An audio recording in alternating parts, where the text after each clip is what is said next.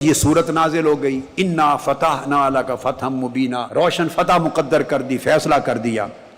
تو سنن ابی داؤد کی حدیث ہے، دلائل بہقی میں صحابہ کہتے ہیں کہ جب یہ آیت اتری تو یہ آیت پڑھی، فقال رجل، تو اسی قافلے میں ایک مسلمان شخص کھڑا ہوا، کہنے لگا یا رسول اللہ افتح ہوگا، کیا یہ فتح ہے؟ قال نعم، آقا نے فرمایا ہاں تمہیں خبر نہیں، یہی فتح ہے۔ اس نے کہا عمرہ نہیں کرنے دیا، مکہ میں داخل نہیں ہونے دیا گیا، کمزور شرائط ہو گئی، وہی قربانیاں کر کے رام کھول کے واپس آ رہے ہیں، آپ فرما رہے ہیں وہی آئی ہے، یہ فتح ہے؟ آقا فرماتے ہاں یہی فتح ہے۔ دو شخص نکلے اسی قافلے سے، مسلمان تھے، وہ کہنے لگے ان ھذا لیس بفتح، یہ جو آیت اتری ہے کہ یہ فتح روشن فتح ہے، ہماری سمجھ میں تو نہیں آتا، یہ کیسے فتح ہو گئی؟ آقا علیہ السلام کے مبارک کانوں پر بات پہنچی، کہہ رہے ہیں یہ فتح کیسے بن گئی؟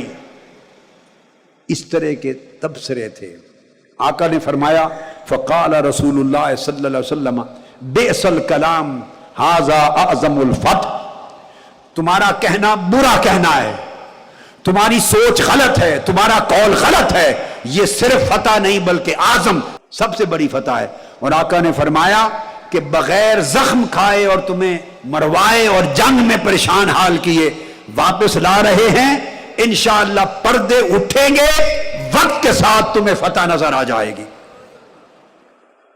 اور پھر وہ آیت کریمہ پڑھی جس میں وہ فرمایا تھا کہ اللہ کے بارے میں پہلے بھی ایسے لمحے آئے کہ طرح طرح کے گمان کرتے تھے۔ پھر حضرت برا روایت کرتے ہیں صحیح بخاری میں فرماتے ہیں جب وقت گزر گیا اور خیبر فتح ہوا اور فتوحات ہوئی، اور پھر خیبر فتح ہونے کے بعد پھر مکہ فتح ہوا، تو ہمارے اوپر سالوں میں جا کے راز کھلا کہ جو اصل فتح ہے وہ فتح مکہ نہیں تھی بلکہ اصل فتح فتح حدیبیہ تھی۔ چونکہ فتح مکہ کا راستہ حدیبیہ کی فتح مبینہ سے کھلا۔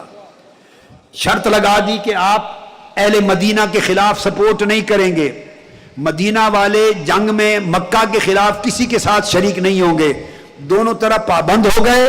آقا علیہ السلام نے خبر سنی کہ یہود خیبر میں تیاری کر رہے ہیں مدینہ پر حملے کی، میرے آقا نے معاہدہ کے ذریعے مکہ والوں کو پابند کر دیا کہ اب وہ خیبر کے یہودیوں کی مدد، بولیے مدد نہیں کر سکتے، معاہدہ ہو گیا۔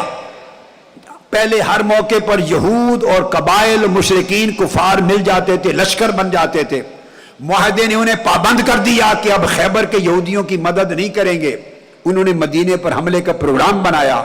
آقا علیہ السلام نے قبل اس کے کہ وہ حملہ کریں، پریمپٹیو وار، ڈیفینسو وار کے لیے خیبر پہ گئے۔ جب گئے تو مکہ والے تل ملاتے رہ گئے، خیبر کے یہودیوں نے آوازیں دی، بندے بھیجے، پیغام بھیجے، مکہ والوں موقع ہے، آؤ ہماری مدد کرو، ہم تمہارا ساتھ دیتے تھے، آؤ ساتھ دو۔ انہوں نے کہا کہ نہیں، ہم تو معاہدہ کر چکے ہیں کہ ہم ایک دوسرے کے خلاف بھی انڈائریکٹ وار میں بھی حصہ نہیں لیں گے، ڈائریکٹ بھی حصہ نہیں لیں گے۔ تو مکہ والے بند گئے اور خیبر میں یہود کی مدد نہیں کر سکے۔ آقا علیہ السلام نے محاصرہ کر کے خیبر فتح کیا۔ جب خیبر فتح ہو گیا تو علاقوں کے علاقے داخل اسلام ہونے لگے، اور جو مسلمان نہیں ہوئے وہ آ کے آقا علیہ السلام سے ریاست مدینہ کے ساتھ معاہدہ کرنے لگے۔ حنین سے لوگ آئے، طائف سے لوگ آئے، ثقیف سے لوگ آئے، طرح طرح کے قبائل معاہدہ کر کے حضور کے الائنس میں آنے لگے۔ ریاست مدینہ کی طاقت بڑھنے لگی، پہلے تنہا لڑتے تھے، اب الائنس بنتا چلا گیا۔ بڑھتا بڑھتا جب الائنس بن گیا تو مکہ والوں نے سوچا کہ مدینہ کی طاقت تو بڑھ رہی ہے، انہوں نے پریشان ہو کر بنو خزاعہ کے خلاف بنو بکر کی مدد کر دی۔ جب بنو بکر کی مدد کر دی معاہدہ خود ٹوٹ گیا۔ خیبر کے موقع پر کفار نے معاہدہ نہیں توڑا، بیٹھے رہے، حضور کو فتح ہو گئی خیبر کی۔ اور جب دیکھا کہ طاقت مدینہ کی اتنی بڑھ گئی ہے کہ کل کو تو ان کو روکنا مشکل ہو جائے گا، تو تل ملا کے پریشان ہو کر انہوں نے بنو بکر کی مدد کر دی بنو خزاعہ کے خلاف۔ جب مدد کر دی، معاہدے کی خلاف ورزی کر دی، تو قرآن نے وہی اتار کے معاہدہ منسوخ کر دیا۔ جب منسوخ ہوا تو مکہ والوں نے سوچا کہ مدینہ پر اب حملہ کرو، ورنہ کل یہ ہمیں فتح کر لیں گے۔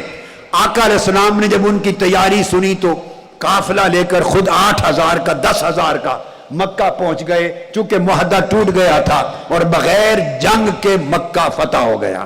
جو فتح مکہ ہے اس کی بنیاد حدیبیہ میں رکھی گئی۔ دیکھنے میں لوگ اس کو شکست سمجھ رہے تھے، معاذ اللہ، دیکھنے میں لوگ مسلمان اور بہت کثرت کے ساتھ سینکڑوں صحابہ اس کو کمزور شرطیں سمجھ رہے تھے، پریشان تھے، سوال کرتے تھے، سر نہیں اٹھاتے تھے۔ حالات دیکھ کر سیدنا فاروق اعظم نے کوئی بات آقا سے پوچھی، آقا نے جواب نہیں دیا، خاموش رہے۔ پھر پوچھا، آقا پھر خاموش رہے۔ پھر پوچھا، آقا پھر خاموش رہے۔ سیدنا فاروق اعظم نے سمجھا کہ آقا پہ وحی اتر رہی ہے، سمجھ گئے جب جواب نہ دیتے میرے آقا تو اس کا مطلب ہے اس وقت وحی اتر رہی ہے، اللہ سے گفتگو جاری ہے، اس لیے مجھ سے گفتگو نہیں فرما رہے۔ سیدنا فاروق اعظم ہٹ گئے پیچھے کہ کوئی آیت اتر رہی ہے، وحی آ رہی ہے۔ جب وحی آ رہی ہے تو آپ کو پریشانی ہوئی کہ میں نے بات کی تھی، کیا اسلام سچا دین نہیں؟ کیا اللہ کے سچے رسول نہیں؟ کیا مشرک جھوٹے نہیں؟ کمزور شرطوں پہ معاہدہ کیوں؟ ان کو خوف ہوا کہ کہیں میرے بارے میں ہی وحی نہ آ رہی ہو، یہاں تک گھبرا گئے۔ جب وحی ختم ہوئی آقا نے بلایا، آ جاؤ۔ سیدنا فاروق اعظم کو حوصلہ ہو گیا، بلایا، فرمایا ابھی وحی اتری ہے، انا فتحنا لک فتحا مبینا۔ میرے محبوب ان غلاموں کو خوشخبری سنا دو، بوجھل دل کے ساتھ نہ پلٹیں، غم زدہ نہ پلٹیں۔ اگر اس مارکے میں مرحلہ آخری نہیں آیا، کامیابی نہیں ہوئی، پلٹ کے جا رہے ہو، اسے شکست نہ سمجھو۔ جس معاہدے کو شکست سمجھ رہے ہو اس کے اندر ہم نے بہت بڑی فتح کا دروازہ کھول دیا، فتح کے راستے کھول دیے۔